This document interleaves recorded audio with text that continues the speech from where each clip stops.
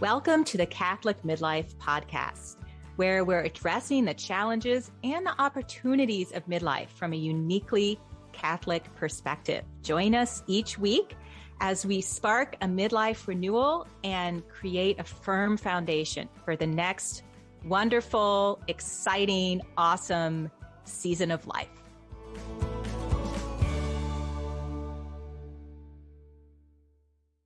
Hello and welcome to the Catholic Midlife Podcast. It's great to be here with you today. I'm Curtis, and with me is my fellow host, Karen. Hi, it's great to be here with you, Curtis. Yeah, that's a good thing because we're definitely here together. We are, so we better like it. That's so funny. We were in a big group the other day, Karen, and there was a couple sharing that they'd been married for 30-something years, but I think they had retired. And it came out that they looked at each other right before retirement and said, "Oh, we are working on this marriage."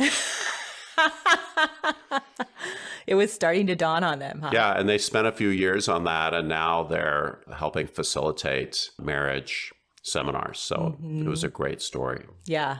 Well, that was a great approach to what they were experiencing, to first recognize it and then take some action, right?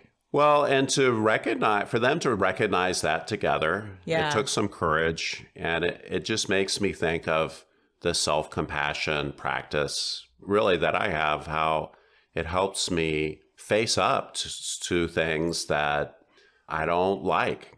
Could be about myself, could be about my circumstances, could be about what's happening in my life.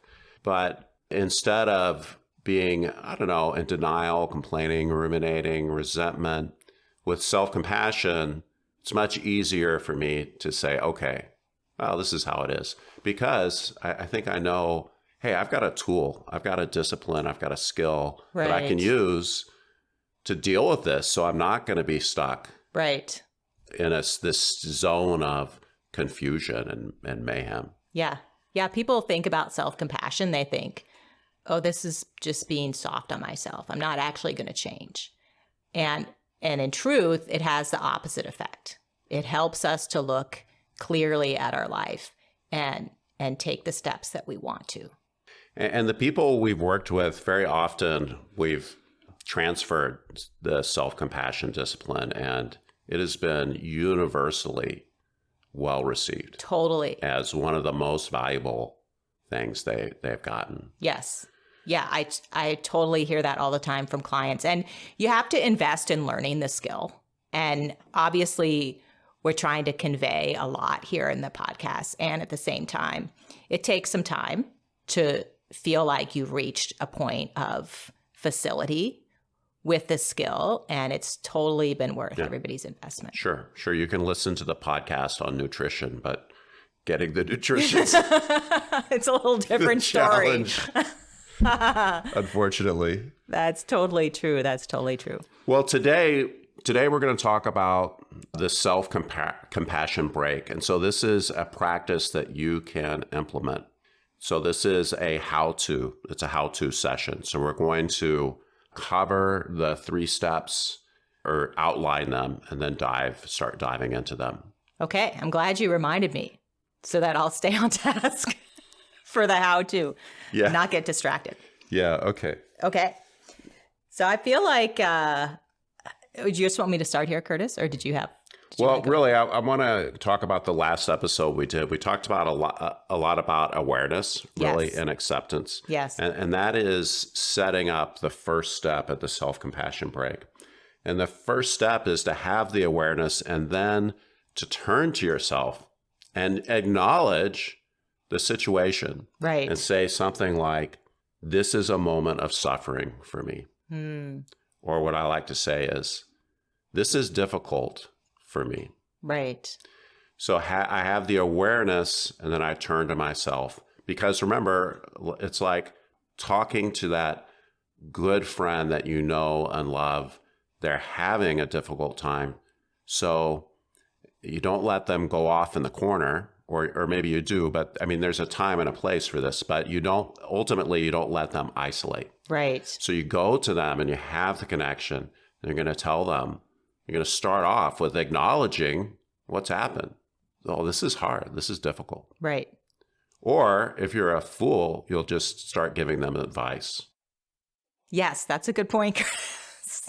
That's a good point. I think it's... And frankly, that's what happens more often than not. And yeah, and because we want to help people, we want to help and fix, and it's not meeting them where they're at. And Karen, I find myself playing the fool and jumping straight to advice still after all this. So we all take turns, my friend, playing the fool. Yeah. Well, it's essential that it's that essential part of compassion to see someone's suffering and desire to be there with them and be in it with them. And we just don't think about how we can do that for ourselves. But you're right. The very first thing is to say, I'm having a hard time. This is suffering for me. And I want to say it's very common to immediately start to compare our suffering with somebody else's suffering and diminish our own suffering. So we might even try to say to ourselves, this is a moment of suffering for me. And immediately then we say, well, I shouldn't feel this way. I shouldn't experience this as suffering. I mean, think about the people in Ukraine and what they're experiencing. This is nothing. And we think that we're giving ourselves perspective by comparing our own experience to someone else. But very often we're just undermining our own experience and avoiding it and never acknowledging what we're experiencing. Yeah, comparisons.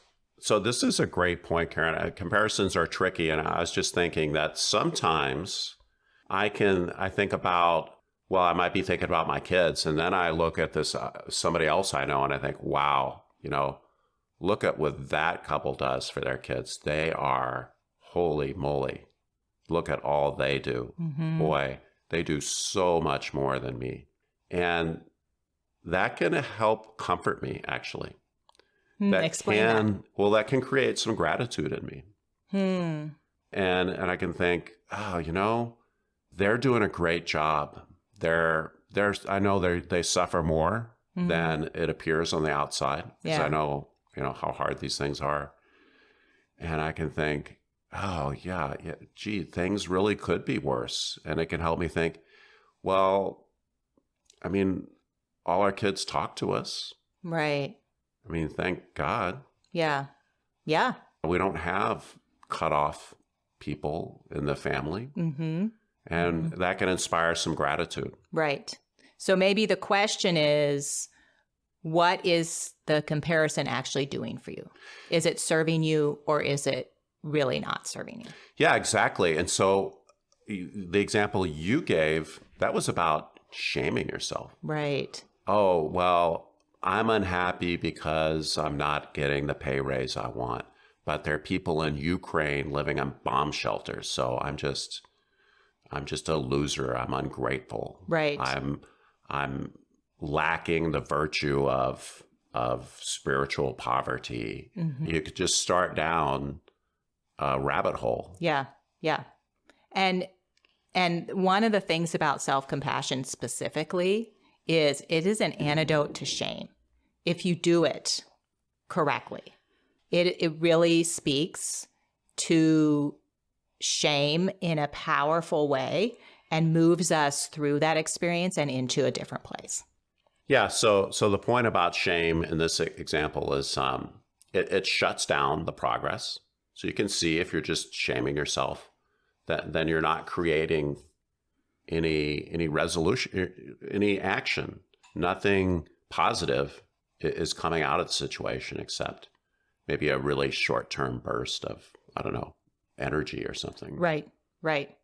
So this actually is kind of a segue for me into the second part of self-compassion and the second part of that self-compassion break exercise that you were talking about. Because one of the things about shame is it's extremely isolating. It's very isolating. And the second part of self-compassion is understanding and recognizing and acknowledging that my suffering actually connects me with other people. It doesn't isolate me. It doesn't isolate me. So one of the researchers of self-compassion, Christopher Germer, says, when we practice self-compassion, instead of going with our first instinct when we feel shame, which is go small, go silent, go away. Isolate yourself, hide, don't let anyone see, don't reach out. Instead of that, in self-compassion, we learn to acknowledge ourselves with understanding and kindness and seek connection instead of isolation. Yeah, seeking connection, avoiding isolation. So that's the second step. So the first step is having the awareness and acknowledging the situation. And you can say, this is a difficult moment for me. And the second step, which Karen just described, is seeing how you are not isolated. You are connected to the human experience. You're connected to others, that other people have these kinds of difficulties or suffering. And again, acknowledging that reality to yourself and saying something like, suffering is a part of life, or I'm not alone. These kinds of things that are true that help connect you to the bigger picture, to have solidarity with your fellow human beings, because to live is to suffer. Yes, yeah.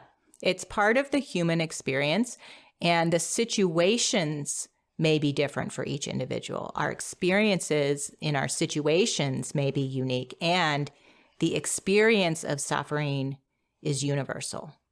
Everyone suffers. Everyone feels like this. Everyone knows what this is like. It's not just me. And to clearly say that to ourselves and receive that as truth will connect me instead of isolating me. And I was talking with someone, I can't remember who recently, and they were talking about this in their marriage because they would respond very differently in situations than their spouse would. And certain situations, their spouse would feel alone and abandoned. And she was like, once I appreciated that, sure, I wouldn't feel that in that situation, but boy, I know what that feeling is like. I've felt that. And my situation is different, but I can connect with my spouse because I know what that feels like. Yeah, so let's keep talking about this, because the idea of helping yourself connect, somehow it's not so intuitive in our Western culture. Yeah. So the idea of helping your loved one reconnect and stop the isolation, stop thinking they're the only one. And so, for instance, we can think about our kids. If you have kids, or you've been a kid, and you know when you're encouraging the young folks and they get a rejection, Yeah. you're going to try to help them have some perspective. Right. And know that, hey, they're not the only one that's suffered through this rejection, and that's part of healing or moving on or reconciling yourself to what's happening. Yeah, and I really like this point, because in truth, we can't just start there. We have to start with the first part, which is acknowledging and validating their experience. So connecting with them, acknowledging how hard it is for them. And then just what you were saying, yes, having some perspective. Everyone experiences this. This is a part of life. This is how it works in life. So when we're comforting or having compassion with somebody else, the fact that we're there is providing some connection. Yes. So with ourselves, we have to be a little more explicit, I think. And that's why this is a step in what we're calling the self-compassion break, which is a way to practice self-compassion. So what happens when you acknowledge the difficulty of the moment, and then you connect this moment to the suffering of others. When you have, do you want another example? Sure. This is a Harriet Lerner example. She's Okay. a psychologist. The great thing about other people's examples is all the details are there. You could use them. So she had a client that lived in a small town, and I guess, everybody knew her high school age or whatever, that age son coming of age. Right. Was kind of a ne'er-do-well around town. And he was in an abandoned house, and he was doing something incredibly negligent, like playing with fireworks. I don't know what. He burned the house down. He got caught. Wow. Yeah. And it was just terrible. And she lived in that little town, and she wanted to hide. She wanted to hide under a rock. I totally get that. And not come out. Yeah. She didn't want to see the other moms. She felt like she had, we won't go down the mom guilt path, but you can imagine. Yes. No, it's very clear in my brain. And so a lot of the focus on their work was helping her to have the courage to show up, show up in that small community, and just to be present, to talk with the other moms and the other people. And over time, they could see, okay, well, yeah, she's that woman, but she's kind of a normal person. We can relate to what happened to her. By not isolating herself, she was able to show up in that community, and over time create some bridges and understanding, and overcome those feelings of shame, as well as, the sort of natural prejudices that were coming up against her. So she made a decision to seek connection anyway, which was probably very difficult, I imagine. Yeah, exactly. And as you said, took a lot of courage. And this actually makes me think of the third step here in the self-compassion practice and the self-compassion break, which is, most generally it is to ask, how can I show myself compassion right now? How can I be kind to myself? How can I treat myself like I would treat a good friend?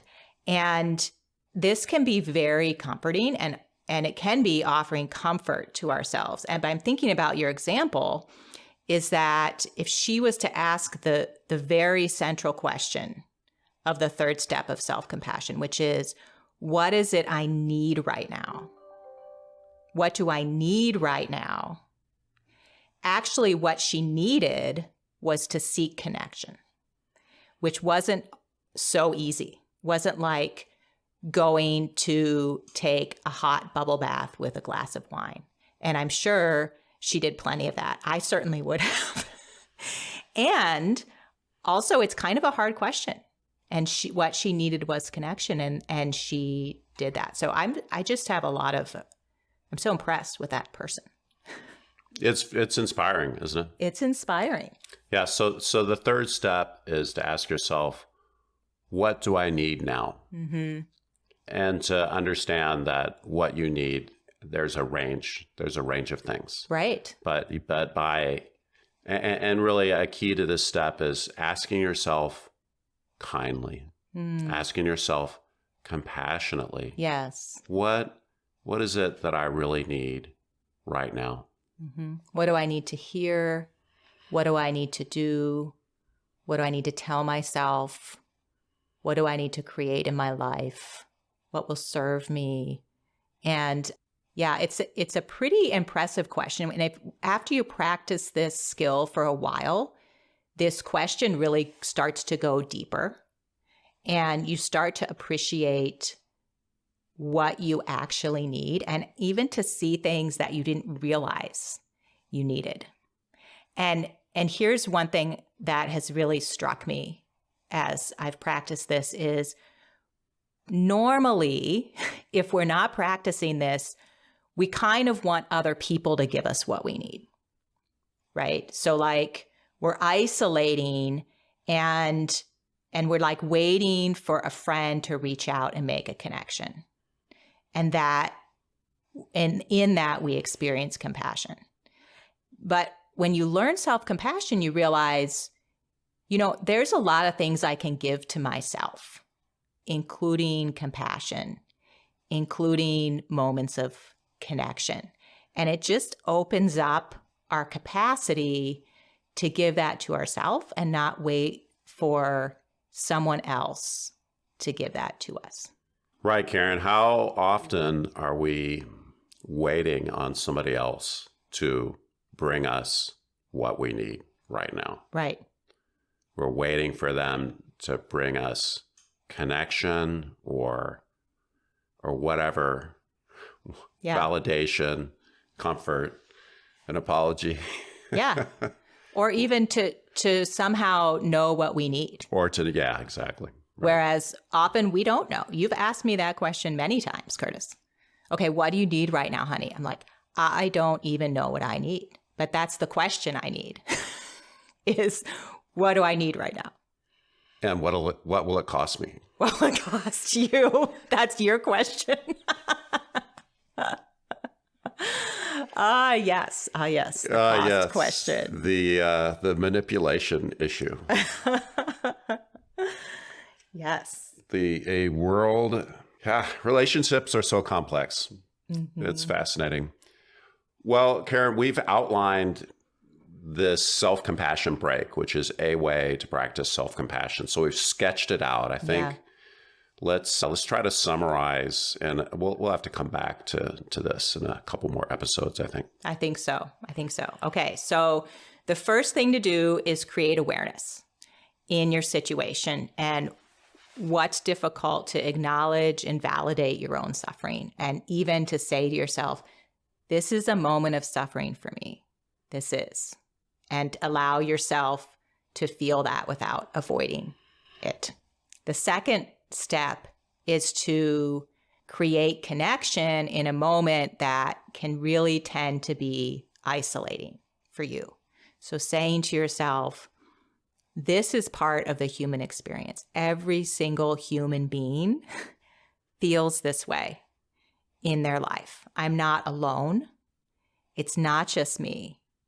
This is a universal human experience of suffering. And the third part is to ask yourself, how can I show compassion, kindness to myself the way I would to a good friend? And it includes this very important question, what is it I need right now? What do I need right now? Karen, thanks for summarizing the self-compassion break. Sure.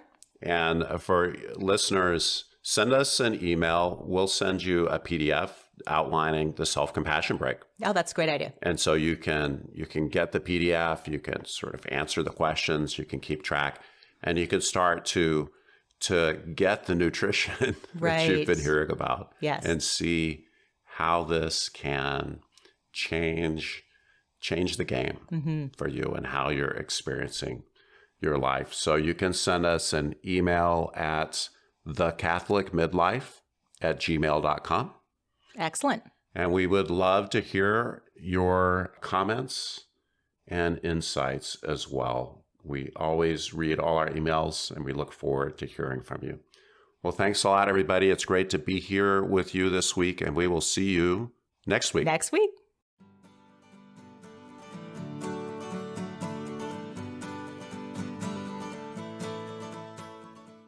Thank you so much for listening to the Catholic Midlife Podcast. It's great to be here with you. Be sure to subscribe on your favorite app or platform. Leave a review. That's so helpful so that others like you can find the podcast. And be sure to tell your friends. We'll see you next week.